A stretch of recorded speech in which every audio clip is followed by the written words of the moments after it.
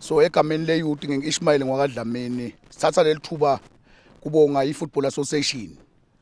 loku siniketa nje lelithuba lingedela labantwana both young girls and boys lelithuba nje ukushowcase akusho ukuthi likusasa lihle labholeni and lama festivals la njena siyanithembisa si youth committee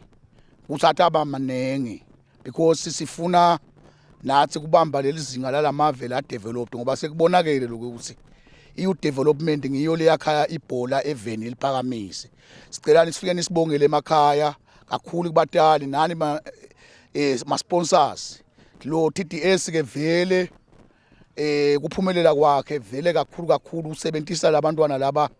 labakhethiwe nine nje niyona Premier League so asigcini ke kwenta nje sithatha lelibonga nje ukuthi abantu abami niqhubeke nipractice siyabonga kakhulu egameni le youth.